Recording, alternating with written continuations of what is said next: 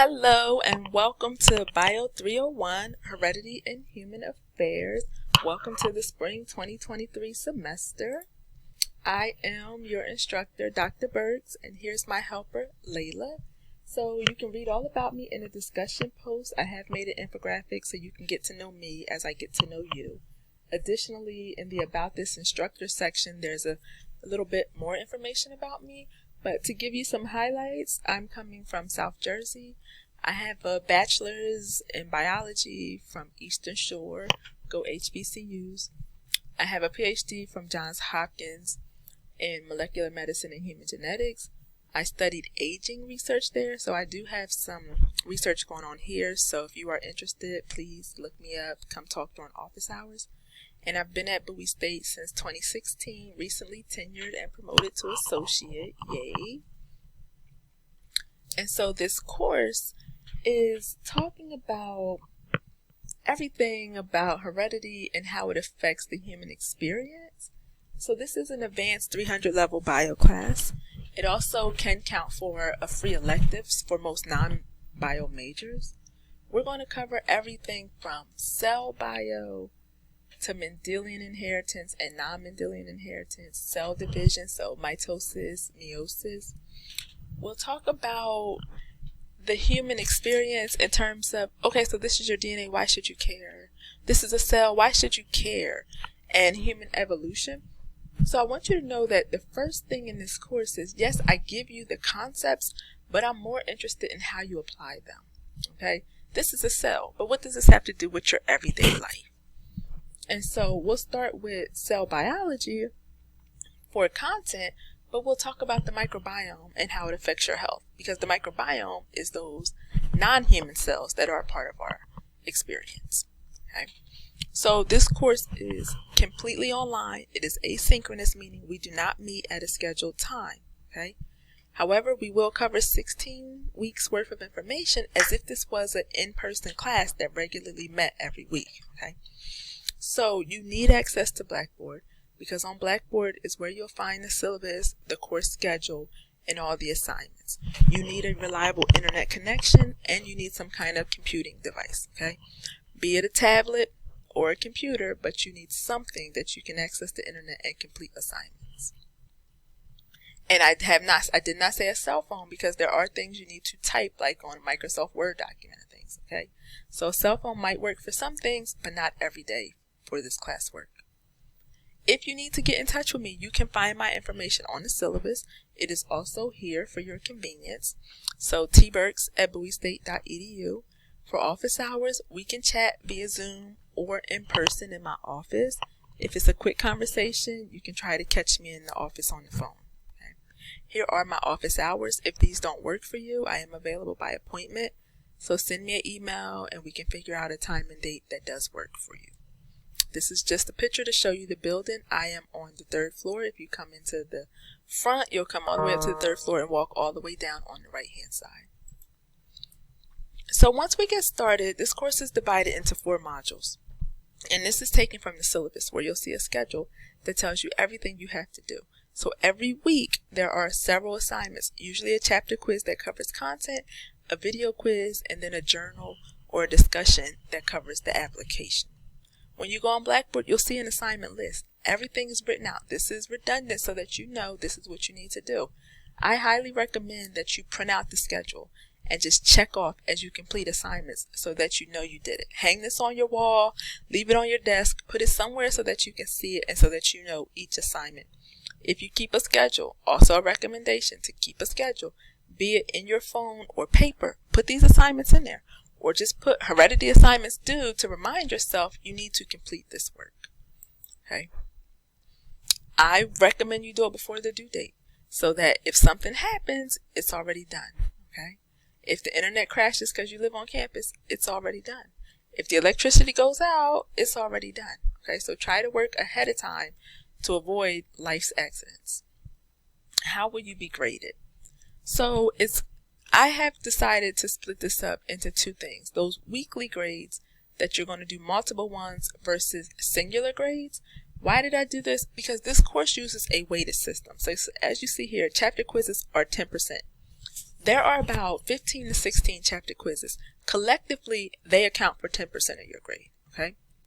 However, science and news, it's one assignment that counts for 10% of your grade. So which one do you think will have a more impact? If you miss it, the science and the news, okay? So if you don't turn this assignment in and you get a 0, your grade has dropped by 10 points, okay? So now the highest grade you can earn in this class is a 90 if you get a 100 on everything else. Whereas if you get a 0 in the chapter quizzes, maybe it will affect your grade by 1 point, if that, okay? It's important that you complete all assignments. But it's also important that you note that all assignments are weighted different. So if you say, oh, Dr. Burks, I don't understand why I have a B in this class. I've gotten good grades on all the chapter quizzes, and I've only missed the infographic. Well, I'm going to say, well, that infographic is 10 points of your grade. So by missing that infographic, even though to you it's one assignment, that's a 10% assignment. So now, again, your highest grade is a 90. And if you didn't do so well on other things, then it's like, all right, well, yes, the highest you can get is a B at this point. So keep in mind, all assignments matter, and a 0 will have a huge effect on your grade, bigger than if at 100, okay?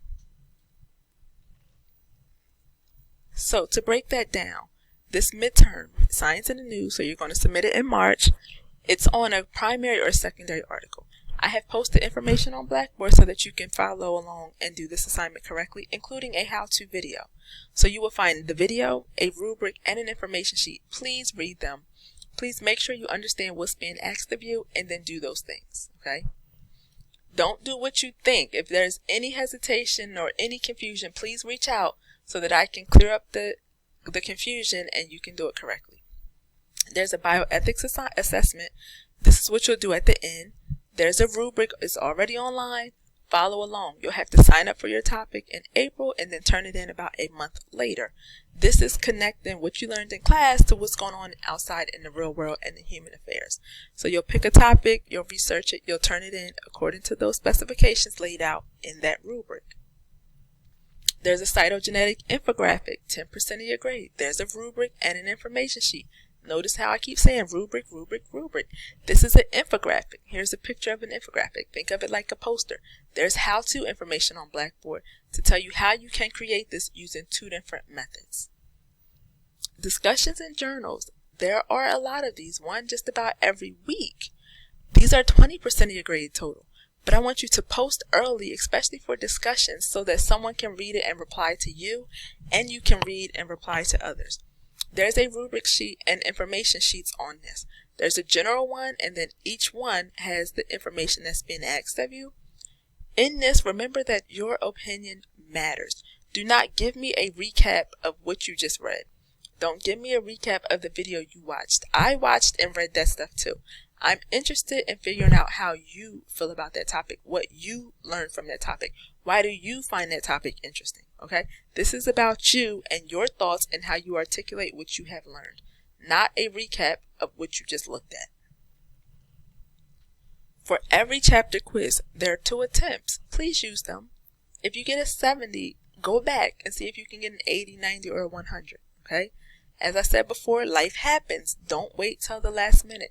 Things are posted. Work ahead if you can. Please, please, please, please don't copy and paste. Don't paraphrase and paste, okay?